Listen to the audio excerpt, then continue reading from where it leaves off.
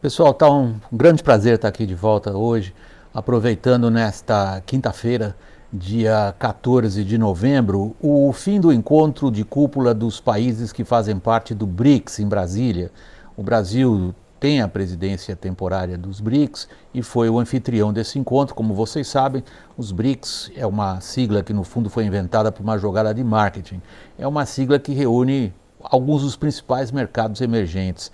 Estão o Brasil, a Índia, a Rússia, a China e a África do Sul, essa aí é de South Africa. O comunicado final do encontro foi inócuo. Foi um encontro no qual se traçou algumas linhas de generalidades, tipo, vamos respeitar as regras do jogo, vamos ter mais liderança dentro das Nações Unidas e tudo mais, e no qual se evitou, particularmente em relação ao âmbito aqui da América do Sul, qualquer referência a crises que afetaram ou estão afetando países como a Venezuela, o Chile e a Bolívia. Isso é estranho para o Brasil, porque sendo o principal país da América do Sul, a gente poderia esperar pelo menos ali alguma referência ao que está acontecendo. Por outro lado, talvez não seja tão negativo, porque se a gente considera que o Brasil, ao longo desses últimos anos, particularmente nos últimos anos do PT, veio perdendo aquilo que foi tradicionalmente o nosso fator de influência em relação aos nossos vizinhos. Vejam só, o presidente da Rússia, Vladimir Putin, parece ter mais peso no que acontece na Venezuela do que o Brasil, para vocês terem uma ideia de como que ao longo do tempo a capacidade do Brasil de atuar, de influenciar, de alguma forma mediar conflitos ao seu redor foi diminuindo. O encontro foi inócuo e não poderia se esperar outra coisa. Vamos pegar um pouco os BRICS e essa redistribuição de poder global. Lá atrás, quando os BRICS surgiram, essa fórmula aí, por um banqueiro de investimentos, na época os mercados emergentes estavam explodindo, particularmente o da China. O Brasil foi um grande beneficiado disso, foi no começo do século, ali particularmente no período que a gente pode assinalar 2002, 2003, até um pouco adiante, até a crise financeira americana de 2008. Os BRICS eram entendidos então, em 2006, quando eles surgiram com essa denominação, como uma espécie de grande contribuição à redistribuição do poder global, mas dentro das regras do jogo. O poder global está sendo redistribuído e esse processo está avançando depressa, mas não pelo que os BRICS fizeram enquanto bloco, e muito menos foi uma transformação, uma mudança no sentido de redistribuição do poder global de maneira benigna, como se esperava ali atrás. Ocorre que ao longo desses anos, na verdade, a gente tem que falar hoje de dois grupos dentro deste grupo de 5 países. O primeiro grupo, formado pela China, pela Rússia e pela Índia, são países que hoje estão no centro das principais disputas geopolíticas caracterizadas como redistribuição do poder global. E o outro grupo, formado por África do Sul e Brasil, são países que evidentemente estão atuando, quando atuam, na periferia dessas grandes mudanças no sistema internacional das relações entre as potências. Vamos pegar um pouquinho devagar os casos de Rússia e de China. Eles são os grandes, entre aspas, revisionistas da atual ordem internacional. Eles são países que demonstram atualmente uma enorme propensão causada em boa parte por impulsos nacionalistas, são impulsos importantíssimos para a gente entender o que está acontecendo no mundo, e esses impulsos os levam a contestar diretamente o que até aqui foi a hegemonia dos americanos. Os cientistas políticos, particularmente, o pessoal especializado em relações internacionais, já periodizou para poder ilustrar do que a gente está falando. Vejam, a Guerra Fria a gente considera que é um período importantíssimo de conflito, durante o qual, principalmente, as duas grandes potências, e a China surge ali no meio, no final, estão numa competição por segurança. O cálculo de relações internacionais dessas potências, União Soviética, Estados Unidos e China, basicamente durante aquele período de 1946 a 1989, é um cálculo que leva sempre em conta a eventualidade de um conflito armado. Portanto, é mais ou menos o que sempre aconteceu na história da humanidade. Aí nós temos, com o fim da Guerra Fria, 1989, queda do Muro de Berlim, 9 de novembro de 1989, até 2014, temos ali 25 anos, que vêm sendo chamados de paz profunda. É um período no qual se teve não sei se eu podia dizer ilusão, mas se tinha a ideia de que essa paz entre as grandes potências, ou melhor dito, a ausência dessa acirrada competição por segurança entre as grandes potências poderia ser uma nova fase na história da humanidade. Essa fase, esses 25 anos, chamados de pós-Guerra Fria, terminam com a anexação da Crimeia por Vladimir Putin pela Rússia em 2014, que é uma clara violação e quebra das regras do jogo, que é que ninguém vai tomar um pedaço do país do outro. O que aconteceu de lá para cá, de 2014 para cá, é do período do qual nós estamos falando. A capacidade de contestação do jogo pela Rússia e pela China aumentou muito e rapidamente.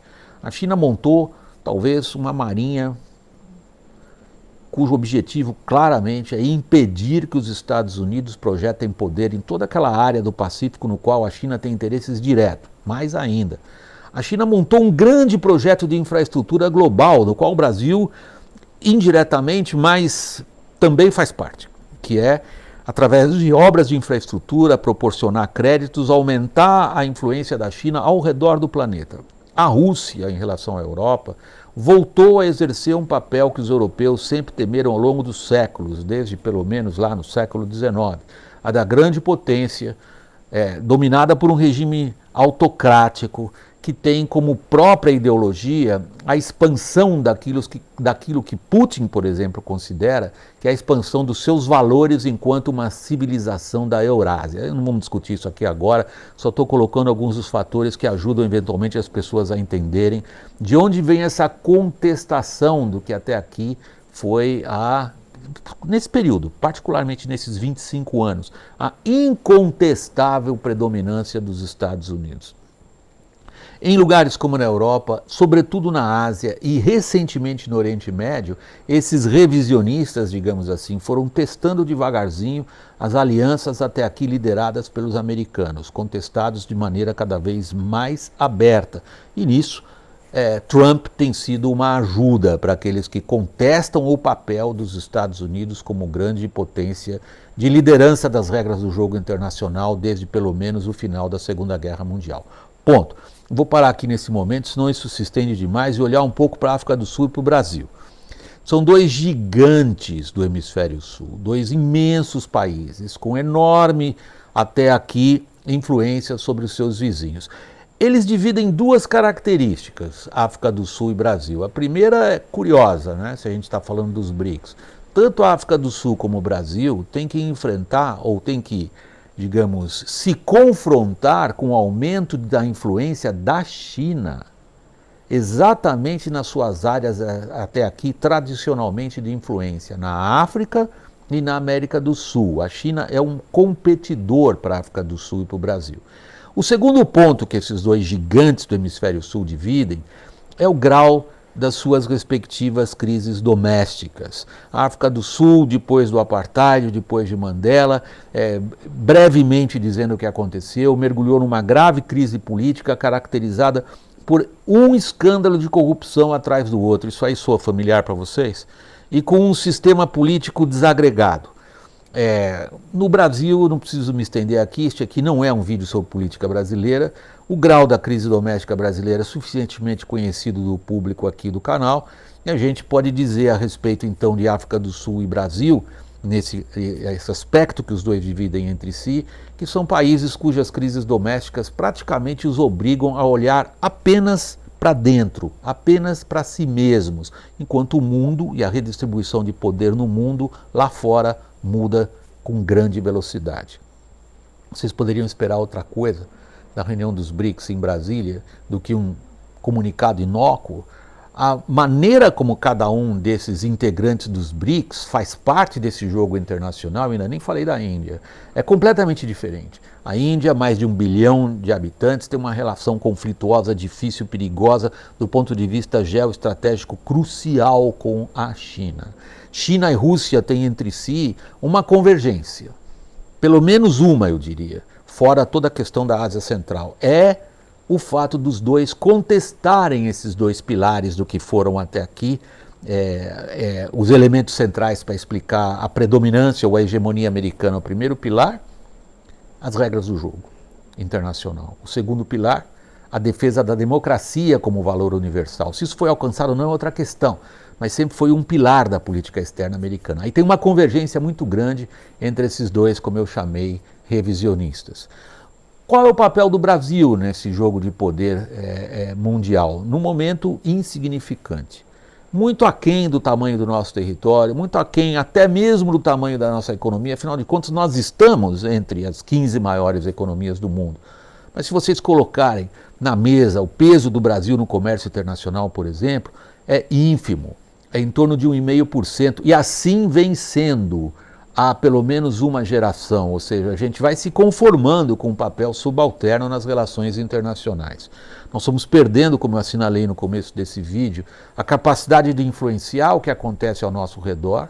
Isto é uma consequência de sucessivas posturas de política externa, de sucessivos governos brasileiros, não é uma questão inventada anteontem, e ao mesmo tempo a gente vem perdendo a base industrial, a força da nossa economia, sem o que não há qualquer projeção de poder internacional. Isso é uma lição básica.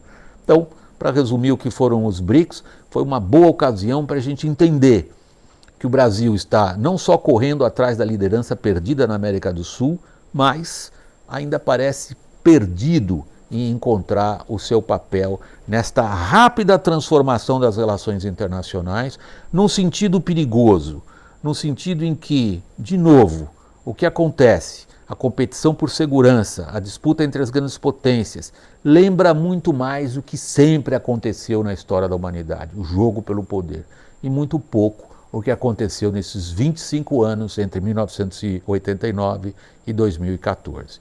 Eu queria nesse momento me despedir do público mais interessado nas questões gerais e dizer que eu vou apresentar 2 livros de leituras recentes que me ajudaram a formular um pouco essas reflexões que eu coloquei aqui para vocês e que são mais dirigidos ao público de relações internacionais, que eu sei que tem um interesse tradicional nesse canal. Então peço desculpas ao público mais geral, eu vou agora falar um pouco de questões mais específicas. A vocês que aqui estão deixando o vídeo, meu muito obrigado pelo apoio novamente. Até o próximo vídeo. Vamos lá, pessoal. Eu queria, em primeiro lugar, recomendar para vocês um livro recentemente publicado. Acabei de ler, deixa eu ver se a câmera está mostrando direitinho, acho que vocês conseguem ver. The Rise and Fall of Peace on Earth, do Michael Mandelbaum. O Michael Mandelbaum é um scholar americano da Escola Realista de Relações Internacionais e autor de uma série de livros que já levaram a reflexões muito importantes sobre o papel da superpotência americana. Um dos mais famosos dele tem mais ou menos uns 10 anos e chama-se The Frugal Superpower.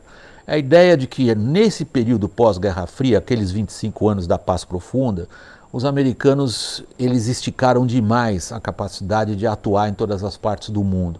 E ao lado de uma notória tendência de recuo do papel internacional dos americanos, e nisto, entre Trump e Obama, eu diria, não há a menor diferença. É uma tendência que a gente vem registrando. Assim como entre Trump e os democratas americanos, não há a menor diferença como que eles consideram que os Estados Unidos têm que se comportar em relação à China. Então, esse livro tem algumas teses interessantes. Ele situa o papel, como eu mencionei no vídeo, de revisionismo desses atores, a China e a Rússia, baseado sobretudo na força do nacionalismo, que é algo preocupante, que a gente vê em vários pontos da Europa e do Oriente Médio também, e afirma algo que me parece que ilumina um pouco o que aconteceu, sobretudo na cabeça dos dirigentes em Moscou, que seriam os graves erros de cálculo estratégico dos países ocidentais na saída da Guerra Fria, sobretudo a expansão da OTAN, sobretudo levar a OTAN à própria fronteira da Rússia. Na opinião desse autor, do Michael Mandelbaum, que é um desses analistas de relações internacionais que eu aprecio porque ele trata de tirar um pouco do conflito ideológico da análise que ele faz, ele diz é um erro grave, porque ali os países liderados pelos Estados Unidos, especialmente a Europa, perderam a chance de tornar a Rússia parte de uma grande concertação internacional e, ao contrário, tornaram a Rússia um inimigo de peso. Quanto à China, na opinião dele, é praticamente inevitável. que a explosão de crescimento econômico da China, mais cedo ou mais tarde, levaria esse país a transformar esse poderio econômico em poderio militar, que é o que ela está fazendo exatamente agora. Inclusive, se a gente considerar o avanço deles em questões de defesa, leia-se armas, com utilização de inteligência artificial, eles estão até algum passo na frente dos americanos. Há uma corrida armamentista para o uso de inteligência artificial, mas isso fica para uma próxima oportunidade. Outra leitura que eu fiz recentemente, não é tão recente quanto o livro que eu recomendei a vocês a partir das minhas leituras do Michael Mandelbaum.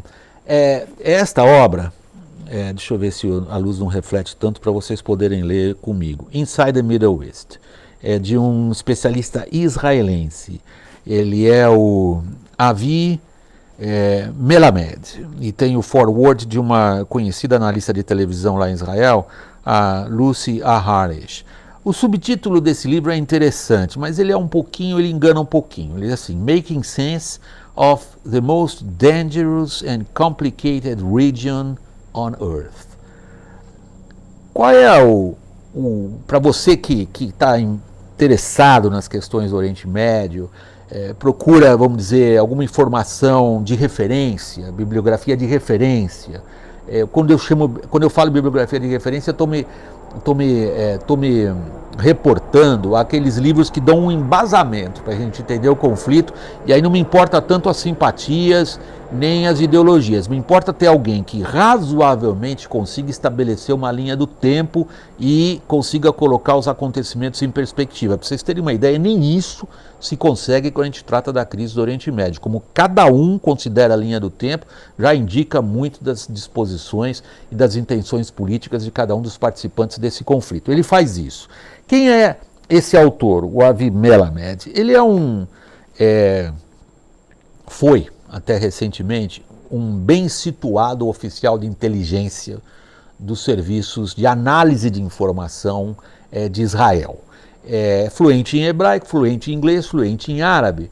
E ele tem uma perspectiva nesse livro que me pareceu interessante, mesmo para o leitor leigo nos assuntos do Oriente Médio, que é a seguinte: ele tenta entender a postura dos países árabes e dos países ocidentais em relação ao conflito árabe-israelense. E a partir de uma posição tranquila. Vamos dizer, ele considera que uma boa parte da imprensa internacional mostra má vontade em relação a posturas de Israel, por, em primeiro lugar, falta de informação. Em segundo lugar, porque há uma narrativa de mocinho e de vilão e de quem é vítima e quem é perpetrador de crimes, das quais as pessoas, quando fazem análise sobre o Oriente Médio, raramente conseguem se desvencilhar. Mas aí vem um seguinte ponto, que me pareceu, por isso que eu recomendo a leitura dele para vocês. Ele é uma pessoa crítica em relação ao próprio governo que ele representa. É uma frase dele que me parece, pelo menos uma frase que reflete muito meu próprio pensamento a respeito da região, que é: tanto palestinos quanto israelenses têm um bocado de responsabilidade no fracasso de todas as tentativas de negociação e de estabelecimento da chamada paz. Ele é crítico em relação, por exemplo, à expansão dos assentamentos israelenses nos territórios ocupados depois da guerra de 1967, e ele é muito crítico em relação a posturas de vários líderes palestinos quanto à existência de Israel e quanto às negociações sobre o funcionamento da autoridade palestina com Israel. Ou seja, há evidentemente da parte dele um esforço em fazer com que as políticas israelenses sejam vistas por outra perspectiva pelas pessoas que estão fora de lá, mas ele não escapa a ele um sentido crítico que me parece fundamental quando a gente trata daquele conflito. Há um outro aspecto interessante nesse livro, Inside the Middle East, que é o papel do Irã. Ele tem aí uma perspectiva bem israelense.